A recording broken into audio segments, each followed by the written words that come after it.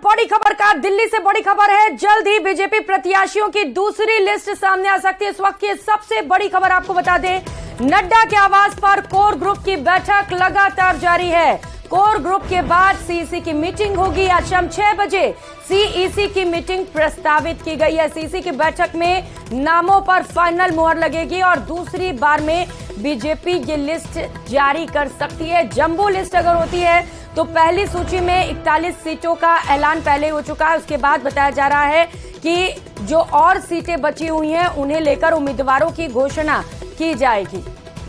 तो दिल्ली से इस वक्त ये सबसे बड़ी खबर आपको बताते चले, सूत्रों के हवाले से बड़ी खबर सामने आ रही है। बीजेपी कोर ग्रुप की बैठक से जुड़ी ये बड़ी खबर, अब तक 100 से ज्यादा नाम क्लियर कर लिए गए हैं। अधिकांश मौजूदा विधायकों को ही टिकट दिए जाएंगे, ये पक्की खबर सामने आ रही है।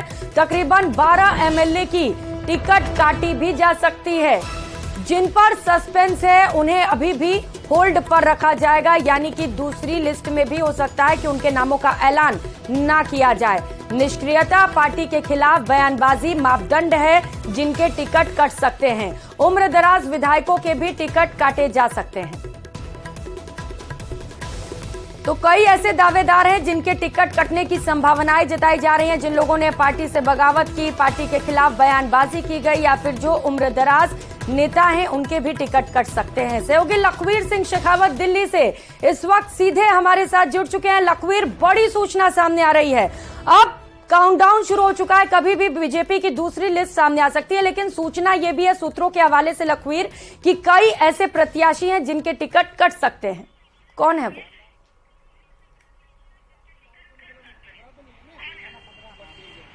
जी बिल्कुल, अब वाकई राजस्थान भारतीय जनता पार्टी की दूसरी लिस्ट का काउंटडाउन हो रहा है, क्योंकि लगातार मंथन का दौर राष्ट्रीय राजधानी में जारी है। पिछले 1.5 घंटे से जेपी नड्डा के आवास पर राजस्थान कोर ग्रुप की बैठक हो रही है, जिसमें राजस्थान का पूरा कोर ग्रुप शामिल है और बीजेपी अध्यक्ष जेपी नड्डा, केंद्रीय गृह मंत्री अमित शाह और संगठन महामंत्री बीएल संतोष मौजूद हैं। कल करीब 5.5 घंटे का मंथन हुआ 2 चरणों में प्रहलाद जोशी के आवास पर। उस मंथन से जिन सीटों को फाइनलाइज किया गया, अब उन तमाम नामों पर पुनर्विचार हो रहा है कि क्या उन्हें लॉक करने के लिए आज सीईसी में प्रस्तुत कर दिया जाए या फिर कोई नए और बेहतर विकल्प भी उन तमाम सीटों पर हो सकते हैं। क्योंकि दूसरी सूची का जब ऐलान होगा प्रियंका, तो वर्तमान जो भारतीय जनता पार्टी के विधायक हैं उन सीटों पर बीजेपी इस लिस्ट में अपने प्रत्याशियों का ऐलान करेगी। और जहां तक खबरें हैं, तमाम मौजूदा विधायकों के जो टिकट है वो कंटिन्यू रखे जाएंगे, लेकिन 1 से 1.5 दर्जन मौजूदा विधायकों पर गाज गिरने की संभावना है और उनके टिकट काटे जाएंगे। हालांकि टिकट काटने का जो मापदंड है वो तमाम विधायकों, जो उम्रदराज विधायक हैं, तो ढलती उम्र की वजह से उनका टिकट काटा जाएगा। और उसके साथ ही जो भी विधायक पार्टी विरोधी गतिविधियों में लिप्त पाए गए हैं, जो निष्क्रिय रहे हैं, पार्टी के संगठन के कार्यक्रमों से दूर रहे हैं, उन तमाम विधायकों के टिकट कटना भी निश्चित है, जिसका जो उदाहरण है वो इस सूची में भी देखने को मिल सकता है। हालांकि बीजेपी की पहली सूची का ऐलान जब हुआ तो विरोध खड़ा हो गया, क्योंकि बगावती सुर इख्तियार हो रहे हैं। भारतीय जनता पार्टी ने 7 सांसदों को चुनावी मैदान में उतारकर एक अनूठा प्रयोग भी किया है, कई चौंकाने वाले नाम सामने आए। लेकिन दूसरी सूची का जब ऐलान होगा तो काफी बैलेंस सूची आएगी, क्योंकि बीजेपी नहीं चाहती है कि दूसरी सूची में जब 70 से 80 नामों का ऐलान हो रहा है तो किसी प्रकार की कंट्रोवर्सी हो।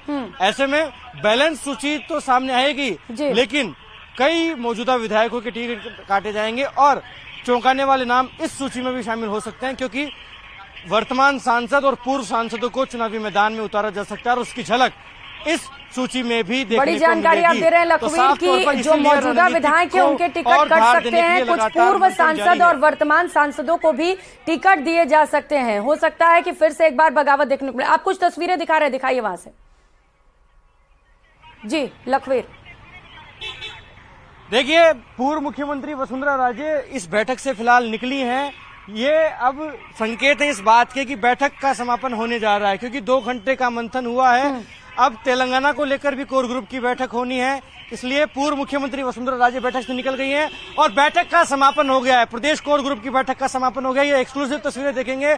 कुलदीप बिश्नोई जो चुनाव सह प्रभारी हैं वो इस वक्त बाहर निकल रहे हैं और इस बैठक में वो हिस्सा उन्होंने लिया और अब यहां से निकल रहे हैं। ये पहली तस्वीर कुलदीप बिश्नोई की कि कुलदीप बिश्नोई भी इस बैठक से निकल गए हैं। इनसे पहले वसुंधरा राजे की गाड़ी यहां से निकली है। तो एक एक कर अब ये तमाम नेता जेपी नड्डा के आवास से निकलेंगे। तो ये बड़ी खबर, करीब 1.5-2 घंटे का मंथन बीजेपी राष्ट्रीय अध्यक्ष जेपी नड्डा के आवास पर हुआ, जिसमें ये तय किया गया कि दूसरी सूची जो आज प्रस्तुत की जानी है केंद्रीय चुनाव समिति को, उसमें तमाम नाम वो हों जो कि प्रस्तुत करने के साथ साथ उनको लॉक कर लिया जाए कि कोई भी सीट या फिर कोई भी नाम अटके नहीं, क्योंकि इसीलिए लगातार मंथन किया जा रहा है।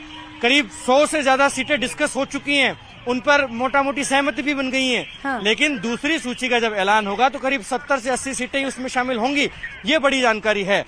ऐसे में पार्टी चाहती है कि जब दूसरी सूची आए तो किसी प्रकार का विरोध ना हो, इसलिए लगातार मंथन जारी है। हमने देखा मंगलवार को भी इसी आवास पर यानी कि जेपी नड्डा के आवास पर ही करीब 5.5 घंटे का मंथन हुआ इसी दूसरी सूची को लेकर। उसके बाद कल प्रहलाद जोशी के आवास पर तमाम राजस्थान का कोर ग्रुप बैठा, फाइनलाइज किया गया दूसरी सूची को।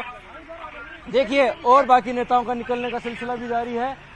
कल जब प्रहलाद जोशी के आवास पर मंथन हुआ तो प्रियंका उस बैठक में इस बात को सुनिश्चित किया गया कि दूसरी सूची जो सौंपनी है सीईसी को, उसमें बैलेंस लोगों को उतारा जाए और वर्तमान जो मौजूदा विधायक हैं उनके टिकट कितनों के काटे जाएं, क्योंकि करीब ये जो बात है कि 1 दर्जन मौजूदा विधायकों के टिकट काटे जाएंगे। तो उन मौजूदा विधायकों के टिकट काटे जाने के बाद क्या कुछ असर होगा और सियासी समीकरण साधने के साथ साथ ही टिकट वितरण किया जाए, ये बीजेपी के सामने बड़ी चुनौती भी है। तो कोशिश ये है कि केंद्रीय चुनाव समिति की जो बैठक होने वाली है उससे पहले जो लिस्ट है उन्हें फाइनलाइज कर लिया जाए, उम्मीदवारों के नाम पर फाइनल मोहर लगा दी जाए और वही लिस्ट केंद्रीय नेतृत्व के सामने रखे जाएं। क्योंकि आप बता रहे हैं कि जो उम्र दराज विधायक है उनके भी टिकट कट सकते हैं, तो माना यह जाए लखवीर कि युवाओं पर फोकस रहने वाला है। साथ ही साथ चूंकि बीजेपी लगातार इस बात को लेकर जिक्र करती आ रही है कि महिला सशक्तिकरण को लेकर सबसे ज्यादा फोकस्ड बीजेपी है, तो महिलाओं पर भी फोकस रहने वाला है क्या?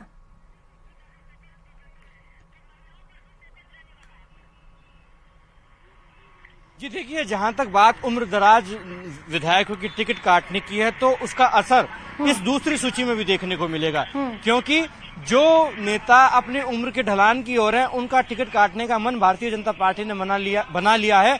और ये एक फॉर्मूला भी है बीजेपी का, कॉन्स्टिट्यूशन में भी है कि 75 साल से ज्यादा की उम्र के व्यक्तियों को अधिक तौर पर ज्यादातर उनको टिकट दिया जाता नहीं है। ऐसे में दूसरी सूची का ऐलान जब आज सीईसी की बैठक के बाद होगा तो स्वाभाविक है कि ये उसका असर देखने को मिलेगा भी। जहां तक महिला सशक्तिकरण को बढ़ावा देने की बात है, महिलाओं को ज्यादा प्रतिनिधित्व देने की बात है, तो नारी शक्ति वंदन अधिनियम संसद के दोनों सत्रों से पारित होने के बाद इस बात को लेकर तो भाजपा लगातार मंथन कर रही है कि उसका असर 5 राज्यों के होने वाले विधानसभा चुनाव में भी देखने को मिले और ज्यादा से ज्यादा महिलाओं को टिकट दिए जाएं।